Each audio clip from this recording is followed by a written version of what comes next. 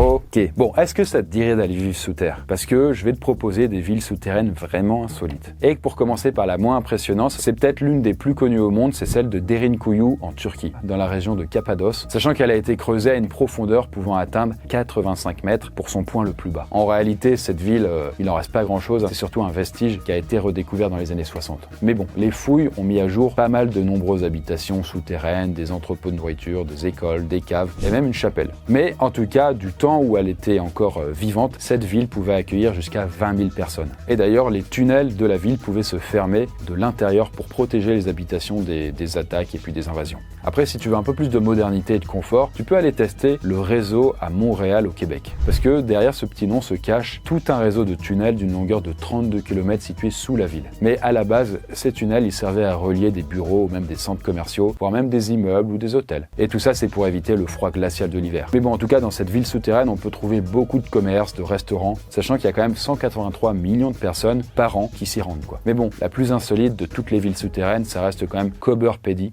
en Australie. Sachant que cette ville, elle est paumée au milieu du désert. Et cette ville, elle abrite à peu près 1500 maisons creusées entre 4 et 8 mètres sous terre. Bon, à la base, en fait, il s'agissait de galeries souterraines de mines d'opale, sachant que cette ville, c'est la plus grande productrice d'opale au monde. Et donc, les dugouts, donc ça c'est le nom qui a été donné par les habitants à leurs maisons souterraines, ils permettent de maintenir une température constante d'environ 23 degrés toute l'année. Et c'est quand même vachement utile puisque ça permet de rester au frais, sachant que la température extérieure grimpe fréquemment à près de 45 degrés. Et donc, pour pas s'ennuyer, ils ont construit des boutiques, des restos, des bars et même des piscines. Ça donne envie de visiter.